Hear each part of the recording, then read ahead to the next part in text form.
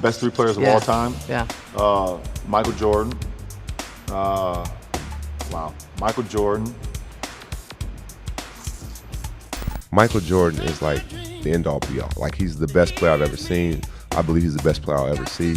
I believe he'll be the best player a million years from now. The best player I've played against has to be Michael Jordan. I mean, me personally, I'd go with Jordan. Michael Jordan. Best of all time has to be Michael Jordan. For me, it's MJ all day long. I have watched him a lot, and I know what a great player he is, but I've never really, I don't know, had a liking for him.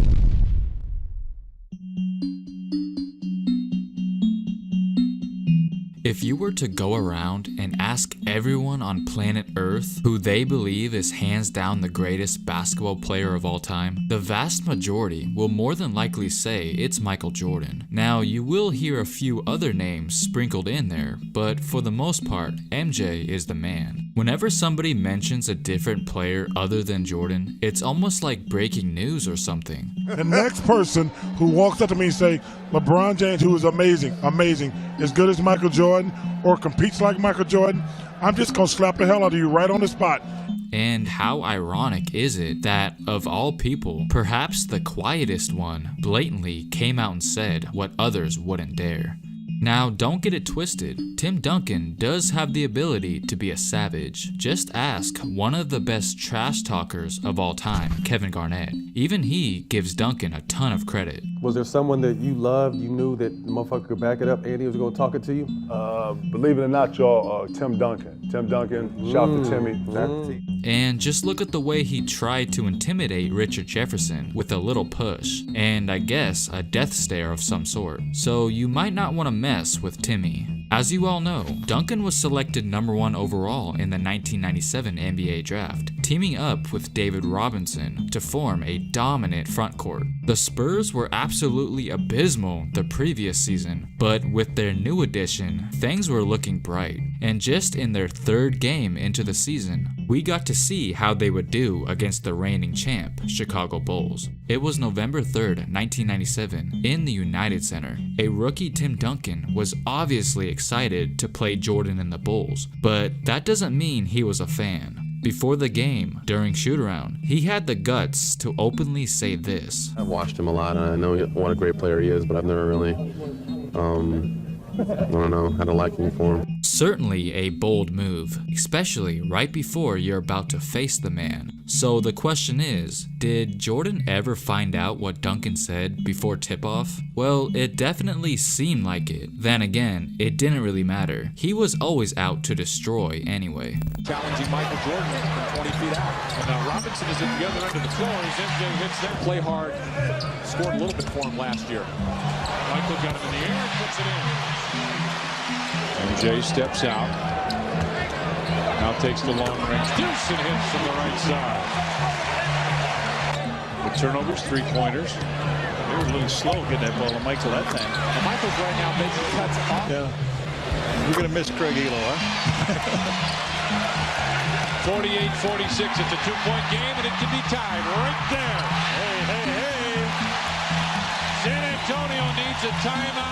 Even though Jordan had no problem dominating, it still remained a pretty close contest. Bulls didn't get a hoop out of that. Absolutely. MJ spins, quadruple team. Luke goes in. This time he got it, and he's fouled. And it was only a matter of time before Michael zeroed in on Duncan. MJ, rocker step. Oh! No stopping that one. You know what San Antonio's doing now, too? They're taking Avery Johnson, the post passer. Even though Sean Elliott hasn't shot it well, they want him to do. Remember, this was only Duncan's third NBA game ever. He was still getting in the rhythm of things. And with that said, he still held his own. The announcer, Ray Clay, tell you there's 2 minutes left. Duncan turns with the left hand and the inside. Duncan gets it down low and slams. This game definitely lived up to the hype. And with the game coming down to the wire, Jordan had to do what he's best at. Tony Kukoc for 3. Sharp. 2 seconds. 1 second. This is to tie. Oh! Yes, sir! David Robinson says, damn! Michael says, I'll take it. So the game would go into overtime, and MJ went right back to business. It's open for a second. Shot clock at 4 and 3. He can do it again. Hey, yes!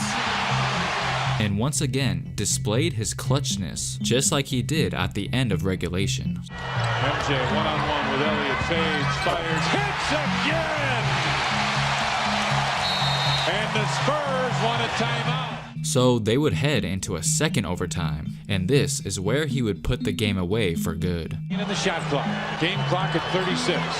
Michael one-on-one with Sean Elliott. Fakes the shot, fakes it again, baseline jump. Oh, he had it again! Not a bad game for one that was this early in the season. Michael put up 29 points, all without Scotty's help. The two teams would meet again on March 14th, 1998, and this one was more of the same. One-on-one, inside of Del Negro. That time they did not double John, and Michael took advantage of it. 2.5 to go first quarter. Jordan in close. Oh, got that on the way down. Simpkins finds Jordan. Tipping around a screen by Rodman. Michael Jordan, the in the hole! And a foul! Yes, what sir! a shot by Jordan off the rebound! Jordan was feeling it to start the game, and the second half was no different. Couldn't fast break. Yeah. And that is a surprise to get the ball. Michael. Robinson got it on the reverse. Michael got it back. Pippen's in the corner. Michael to the fallaway over the Admiral. 5 to go on the shot clock. Jordan. Inside of Robinson. In the face, everybody. And of course, Duncan had a front row seat. Jordan against the rifleman, Chuck Person. Robinson lurking to help. Jordan to left hand in their face. Tony Gamble, Duncan, Michael Jordan In the league in blocked shots with almost 8 a game, and here he goes up to shoot it. Michael says no. Michael mishandles for a moment. 5 to go. Down to 3, down to 2. Got it away. Plenty of time. Are you kidding me?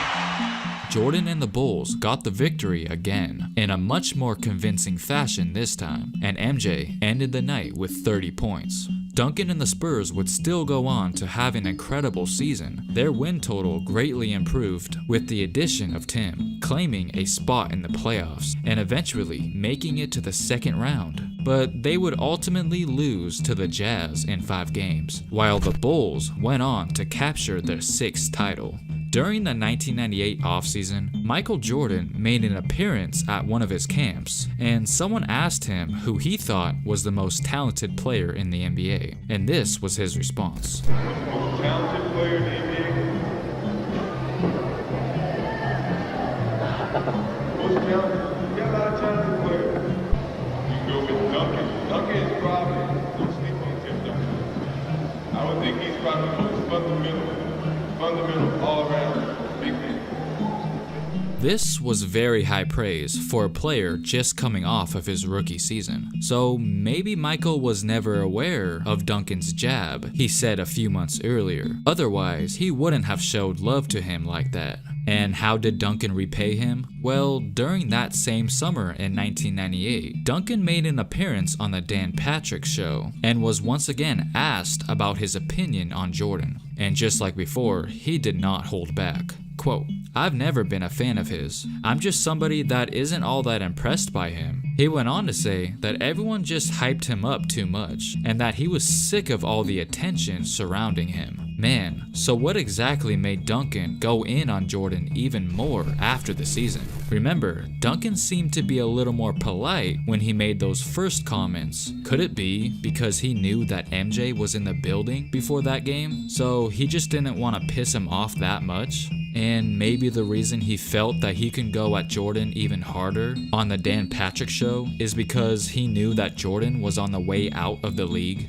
I don't know about you guys, but that's kinda cheap to come out and say that after the man basically just retired. And if you ask me, I think he dodged a bullet and was lucky that Jordan wasn't around to face him in the 1999 NBA Finals, because we all know how vengeful Jordan can be. And what could have been if we were able to witness that matchup in the finals? We all would have loved to see MJ get his hands on him. then again, it's still entirely possible that Jordan never found out about Duncan's harsh words, because throughout the years, Jordan has always openly said that Duncan could have easily played in his era and continuously raved about him. So I can only imagine the kind of reaction Michael had once Tim Duncan's old comments surfaced on the internet just recently. But I've never really, had a liking for him.